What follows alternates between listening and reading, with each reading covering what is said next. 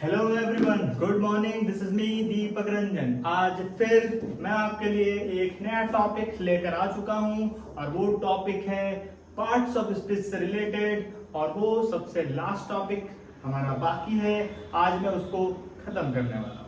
आज से मैं कंप्लीट करूंगा फुल डेफिनेशन के साथ, नॉर्मल एग्जाम्पल के साथ, कुछ काइंड्स को बताते हुए। ध्यान से सुनिएगा। नॉर्मल जो आज आपका टॉपिक है वो है इंटरजेक्शन। क्या है?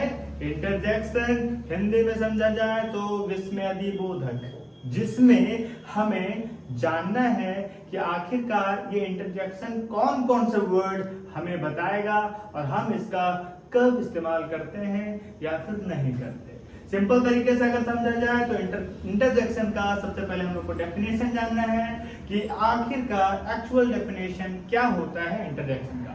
तो चलिए, first of all we have to know about the definition about interjection. Clear है? तो चलिए, हमने आपके लिए नोट किया है, बोर्ड ध्यान में देखिएगा। ये जो आपका टॉपिक है इंटरजेक्शन, उसको मैंने डिफाइन किया है सिंपल तरीके से। लिखा हुआ है an interjection is a short exclamation that expresses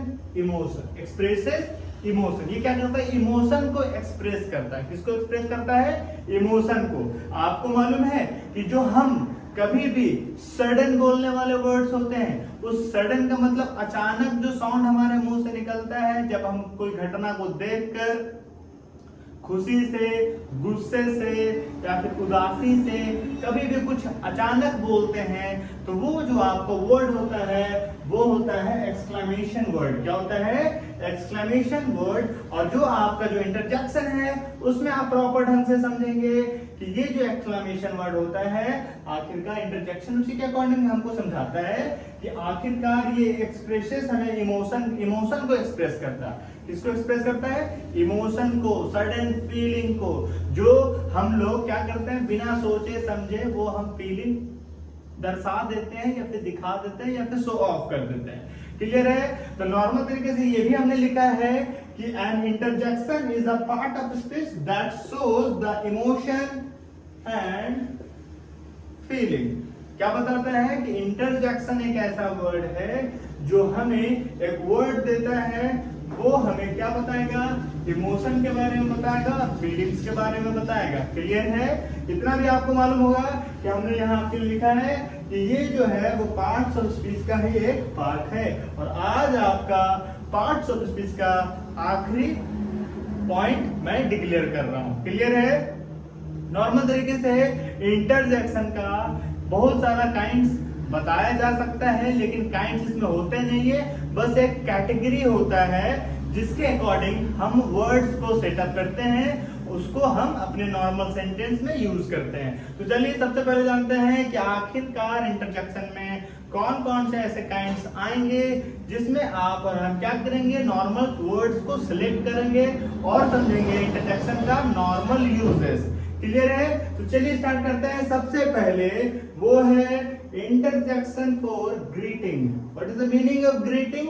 greeting एक ऐसा कैटेगरी है जब हम किसी एक दूसरे या फिर कोई फ्रेंड से, किसी से भी मिलते हैं और जब सबसे पहला वर्ड, सबसे पहला हमारा बोलने का ढंग क्या रहता है, जैसे कि हाय, हेलो, आई एम ये, आई एम वो, इस तरीके के जो सेंटेंस होते हैं वो ग्रीटिंग में होते हैं। ग्रीटिंग का मतलब होता है मेल मिलाप, और मेल मिलाप का मतलब सबसे पहले आप अपना नाम तो जरूर बताइएगा या फिर पूछिएगा। अगर जान पहचान के हैं तो हम बोलेंगे कहाँ से आ रहे हो, क्या कर रहे हो, कैसे हो, ये सारे वर्ड्स।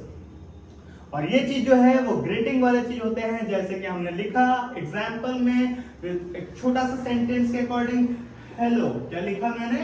हेलो। ये आपका इंटरजेक्शन के अकॉर्डिंग आता है। इससे पता चलता है कि ये हमें एक्सक्लेमेशन को डिनोट करता है, जो हमें बताता है कि हेलो जो बोला जाता है वो कभी भी सोच समझ के तो बोला नहीं जाता है।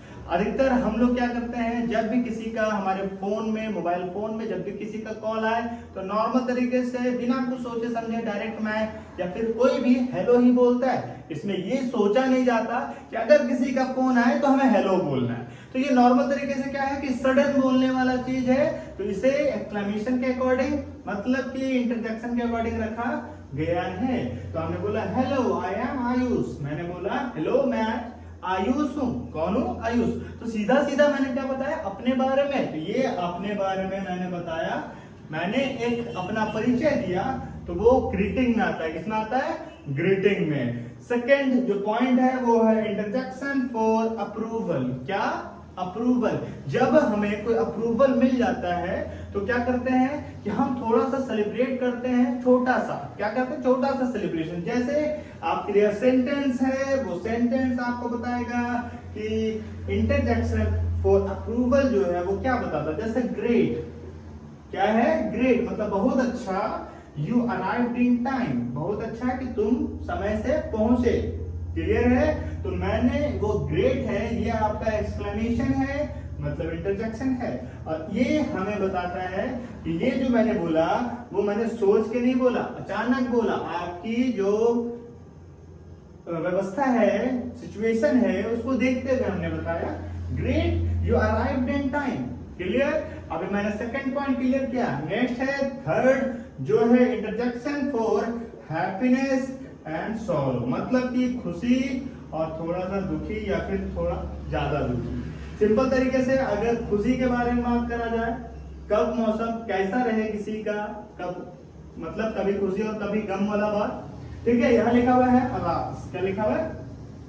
तो ये हमारा है वो एक्सक्लेमेशन वर्ड है। क्या है? एक्सक्लेमेशन वर्ड जो इंटरजेक्शन के अकॉर्डिंग आता है। इसमें हमने बताया कि हिज फ्रेंड डेड, मतलब जो मेरा दोस्त है या फिर उसका दोस्त है वो डेड कर चुका है। ठीक है, डाई हो गया है। ठीक है, तो यहाँ सिंपल तरीके से हमने बताया कि या तो आप अफसोस जताने वाले वर्ड बोलोगे, क्या बताओगे? अफसोस जताने वाले, या फिर हैप्पीनेस में क्या बता सकते हैं? जैसे हुर्रे, जैसे क्या बता सकते हैं?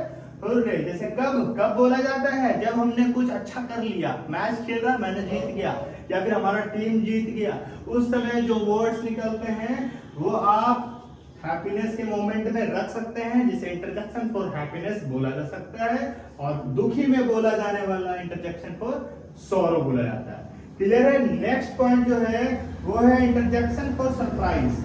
और हमें मालूम है जब नॉर्मल गिफ्ट सरप्राइज दिया जाता है तो या तो वो बिना बताए दिया जाता है, और अगले के लिए वो जाना पहचाना चीज तो है नहीं, और अगर जाना पहचाना चीज है तो फिर वो सरप्राइज कैसा है? तो नॉर्मल लिखा हुआ है इंटरजेक्शन फॉर सरप्राइज। जैसे कि हमने बोला वाओ। क्या बोला? Wow, what a lovely scene. जब मैंने कभी देखा ही नहीं और अचानक मैं कोई सीन को देख लूं तो अचानक जो एक्सप्रेशन निकला हमारा, wow what a lovely scene. तो इस वजह से ये हमारा जो वाओ है वो एक्सक्लेमेशन को डिनोट कर रहा है, मतलब कि इंटरजेक्शन। क्लियर है? Next point interjection for attention. क्या? इंटरजेक्शन फॉर अटेंशन मतलब कि अटेंशन, जैसे कि हम बहुत भरे क्लास में हूं और मैं सभी का अटेंशन अपनी ओर चाहता हूं, तो मैं सीधा कहूंगा कि लिसन टू मी केयरफुली। तो ये क्या है कि मैं सोच के तो बोला हूं, लेकिन मैं ये नहीं सोच के बोला हूं कि अगर मैं ये बोलूंगा तो सारे लोग मेरी तरफ देखेंगे। बस मैं इतना जानता हूं कि मैं अपनी बातों को बताना चाहता हूं और आप केवल सुने और समझे। तो इसीलिए मैंने यहाँ लिसन का यूज किया है। क्या? ठीक है, यहाँ लिखा I am here for you, मैं यहाँ आपके लिए हूँ, तो इसीलिए मैंने लिसन का यूज किया। क्लियर है? नेक्स्ट पॉइंट जो है interjection for shock. Interjection for shock मतलब शॉकिंग न्यूज के लिए। और शॉकिंग न्यूज के लिए भी क्या होता है कि जो हमें बोलना है वो है इंटरजेक्शन फॉर शॉक, मतलब कि एक छोटा सा शॉकिंग न्यूज। जैसे कि व्हाट मतलब जब भी कुछ शॉकिंग होता है वो तो व्हाट, हमेशा व्हाट का यूज हो जाता है। ठीक है, जैसे कि कोई कुछ बोले, जैसे किसी मुझे आके कोई बोल दे कि मेरा एक दोस्त है वो 1 करोड़ जीत चुका है, तो एक शॉकिंग न्यूज है। क्या?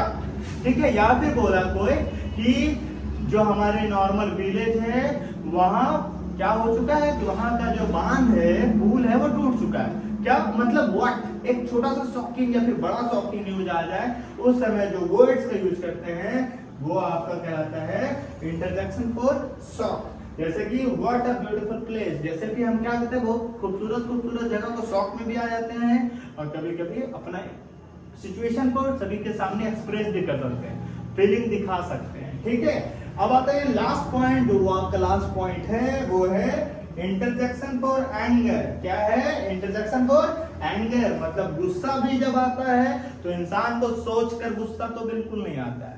क्लियर है? तो उसके लिए क्या यूज करेंगे? सेंटेंस लिखा हुआ है, या तो हम कभी किसी को पनिशमेंट दे देते हैं कुछ भी बोलकर, या फिर हमारा जो साउंड है वो क्या होगा, या फिर साउंड कर देते हैं, किसी पर चिल्ला देते हैं, ठीक है,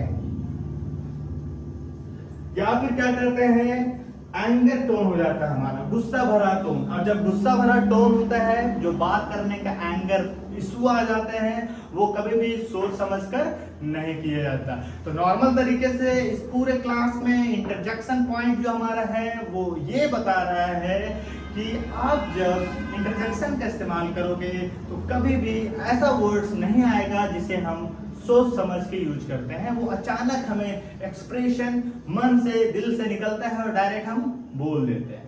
क्लियर है? तो आज का क्लास नॉर्मल इंटरजेक्शन, जिसमें मैंने आपको बताया डेफिनेशन ऑफ इंटरजेक्शन और मैंने इसके काइंड्स नॉर्मल तरीके से बताया कि ये कब कब यूज कर सकते हैं। क्लियर है? जैसे कि ग्रीटिंग के समय, अप्रूवल के समय, हैप्पीनेस एंड सॉरो के समय, सरप्राइज के समय, अटेंशन पाने के लिए, शॉक के लिए या फिर एंगर के लिए। इस छोटा छोटा ये सिचुएशन हमें बताएगा कि कौन कौन सा वर्ड एक्सक्लेमेशन या इंटरजेक्शन के लिए यूज किया जाए। क्लियर है? तो आज का क्लास केवल इंटरजेक्शन, और आज आपका पार्ट्स ऑफ स्पीच के टोटल 8 पार्ट क्लियर होते हैं। आई होप ये ऑल जितने भी सारे वीडियो मैंने बनाया आपको पसंद आया होगा। अगर आपको यह वीडियो ज्यादा पसंद आए तो पहले मेरे वीडियो को लाइक कीजिएगा, कमेंट करना ना भूलिएगा और हमारे चैनल को सब्सक्राइब कीजिएगा। क्लियर है? और अपने दोस्तों के साथ शेयर भी जरूर कीजिएगा। Thank you.